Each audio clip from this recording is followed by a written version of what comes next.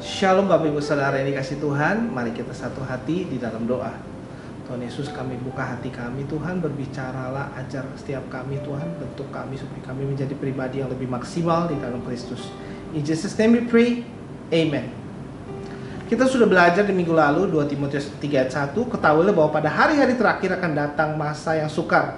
Manusia akan mencintai dirinya sendiri. Silakan klik link di bawah kolom deskripsi bagi yang ketinggalan. Kita melihat kondisi manusia di akhir zaman sibuk memikirkan keinginannya sendiri, sibuk memikirkan masa depannya sendiri, sibuk mewujudkan impian dan harapannya sendiri. Manusia semakin egois, self-love, self-centered, dan tidak melakukan tujuan atau alasan manusia diciptakan. Kondisi hidup tanpa mengerjakan tujuan Sang Pencipta akan sangat hampa, meaningless. Bahkan sikap mencintai diri sendiri itu akan menghancurkan hidup saudara. Maka judul khotbah kali ini, Selfishness Can Ruin Your Life.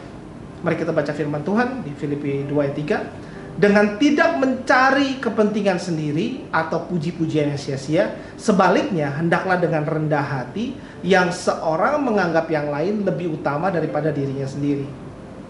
Do nothing out of selfish ambition or vain conceit, rather in humility value others above yourselves.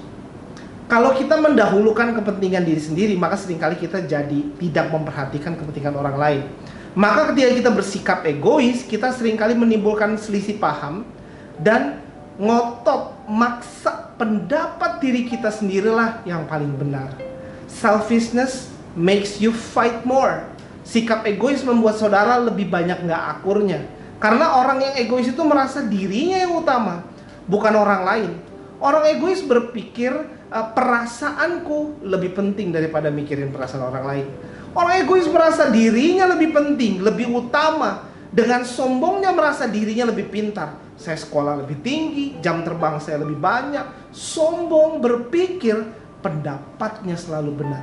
Maka kita nggak heran kalau orang egois dikit-dikit timbulkan konflik, karena dikit-dikit ngotot dan tarik leher merasa dirinya selalu benar. Ujungnya ribut lagi dan lagi. Karena orang egois sering memaksakan kehendak diri mereka sendiri. Mau semuanya sesuai dengan keinginan mereka. Padahal pendapat orang lain pastilah beda-beda. Maka kalau dengan egoisnya kita tidak mempertimbangkan kepentingan orang lain, maka bisa memicu ketidakcocokan. Selfishness can ruin your life. Sikap egoismu bisa menghancurkan hidupmu. Karena sekelilingmu lelah.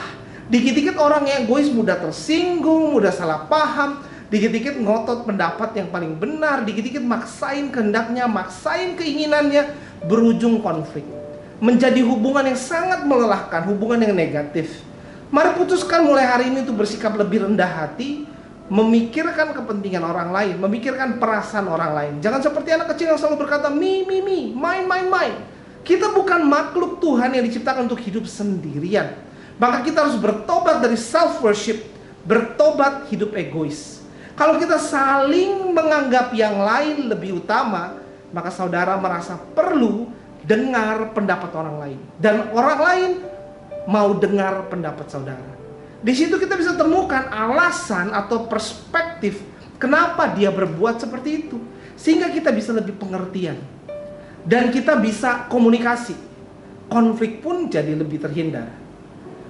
Selfishness can ruin your life. Karena orang yang egois seringkali melukai orang-orang di sekeliling mereka, terutama orang-orang yang terdekat. Kalau mereka putuskan hal-hal, mereka gerak aja. Nggak ada komunikasi, nggak mikirkan konsekuensinya, nggak pikirkan dampaknya bagi orang lain. Mereka mendahulukan diri mereka sendiri. Yang enak nyaman bagi mereka, yang gampangnya buat mereka. Tetapi nggak pikir bahwa keputusan mereka bisa merepotkan atau melukai orang lain. Kalau saudara perhatikan sikap anak kecil kalau lagi main dengan mainan mereka. Lalu kalau kita pegang mainan mereka atau kita mainin itu toys, biasanya mereka akan ambil balik dari tangan kita dan bilang, ini punya saya. Nah, maka kita sering dengar orang bicara sama anak kecil, kasih pinjam dong. Karena biasanya sulit untuk mereka kasih pinjam.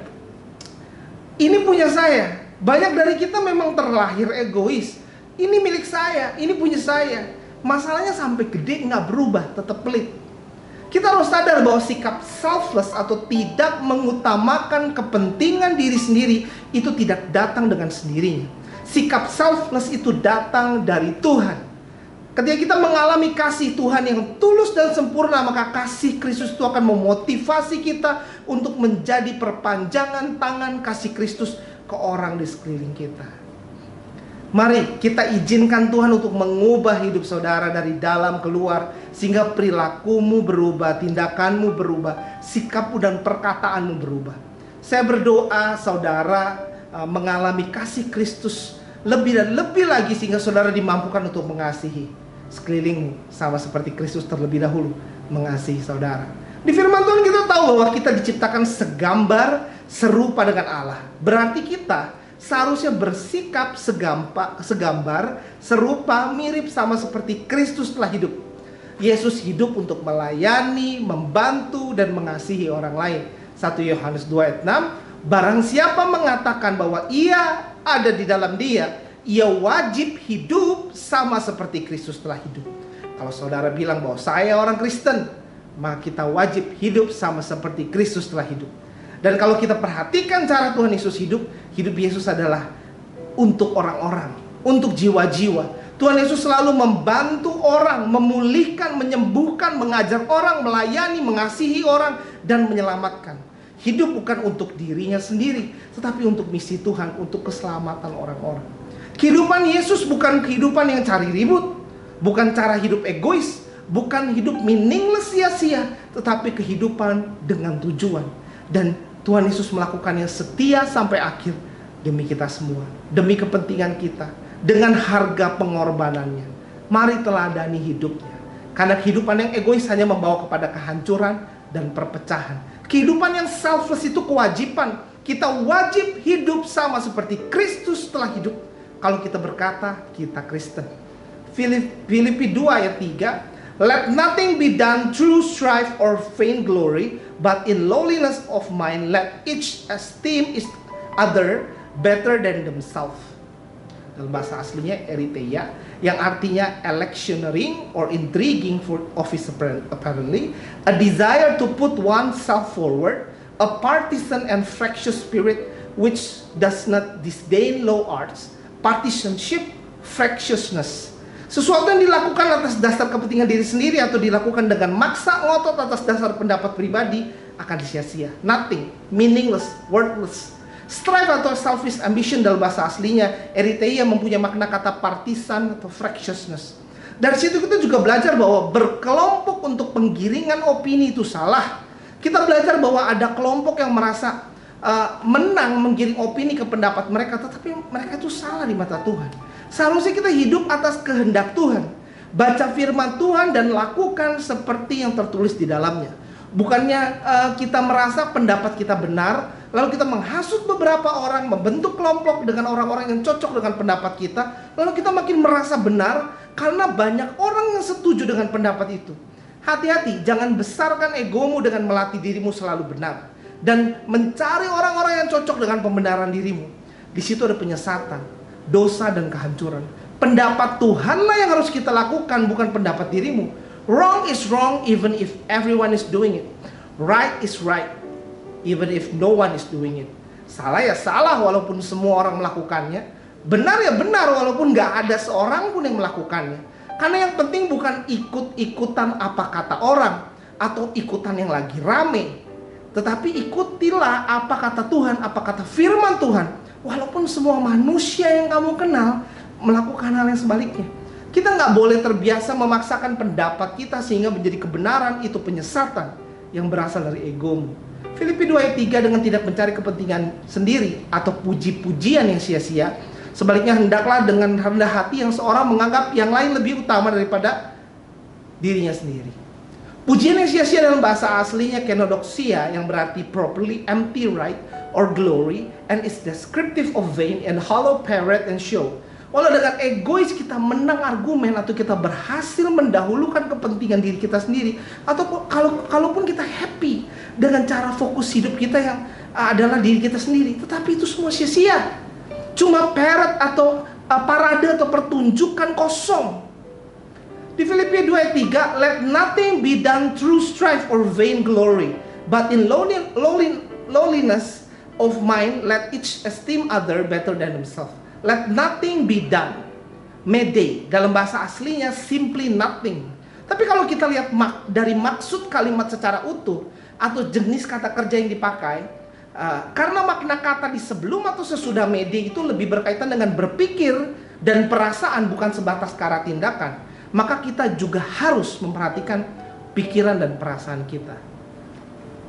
Jangan berpikir secara egois atau memiliki perasaan yang dikit-dikit ngotot atau merasa sombong, yang berpikir bahwa diri kita sendiri harus selalu yang utama. Karena pikiran dan perasaan yang egois, sombong, ngotot itu hanya akan membawa kepada nothing atau kesia-siaan.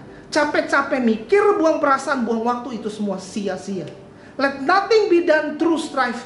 Jangan ada satupun yang dilakukan atas dasar konflik. Dalam penelitian dunia kedokteran, orang yang egois biasanya mereka terbiasa nggak setuju dengan hampir semua keputusan. Karena ketika mereka cari ribut dan tersinggung, orang egois ini menikmati membuat diri mereka menjadi pusat perhatian. Karena orang akan mulai melihat, bertanya, memperhatikan, peduli, ataupun ngomongin, gosipin, dan mereka menikmatinya. Ada yang mau terus hidup kayak gitu? Orang yang self-centered mau diri menjadi subjek pembahasan, menjadi pusat perhatian dan ingin dipuji, ingin mata orang tertuju pada dia, dan ini sangat bertentangan dengan teladan Kristus hidup. Seharusnya Tuhan yang menjadi pusat perhatian. Bahkan biarlah hidup kita membuat Jesus famous, bukan membuat perhatian tertuju kepada diri kita sendiri. Kalau kita nggak segera bertobat dari sakit egois ini, maka selfishness can ruin your life. Egomu akan menghancurkan hidupmu. Karena ketika kamu bermusik atau ngeband, kamu nggak bisa mengalah supaya musik harmonis. Kamu maunya perhatian tertuju kepada kamu. Ketika kamu main sosial media, isinya juga muka lu lagi, nggak ada narasi lain, nggak ada perspektif lain yang lebih kaya, yang lebih luas, yang lebih inspiratif atau positif.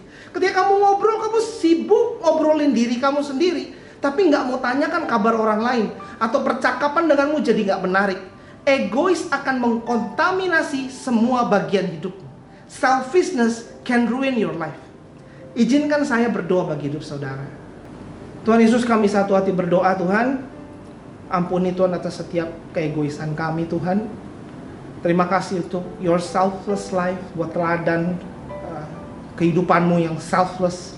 Kau datang ke dunia, Tuhan, untuk menggantikan, Tuhan, untuk mati, ganti setiap dosa kami, Tuhan. Kami mengucap syukur untuk teladan-Mu, Tuhan. Dan kami tahu, Tuhan, kami nggak bisa tidak egois hanya dengan membaca kata-kata yang ada di dunia. Karena kami tahu kami bisa tidak egois hanya dari Tuhan. Karena Tuhanlah pribadi yang begitu selfless, dan hanya dari Tuhanlah our creator yang bisa membentuk diri kami menjadi pribadi yang baru. Tuhan, kami satu hati berdoa, Tuhan, hari ini, Tuhan, untuk setiap pribadi yang egois. Kalian bisa taruh tanganmu di dadamu. Tuhan, ini setiap tangan yang ada di dada, Tuhan, kami percaya, Tuhan, ini diri kami. Ampuni keegoisan kami, Tuhan. Ubahkan setiap kami, Tuhan, yang egois menjadi lebih selfless, yang self-centered menjadi lebih selfless, yang penuh dengan selfishness, penuh dengan keegoisan, penuh dengan self-love. Tapi mulai hari ini ada God's love.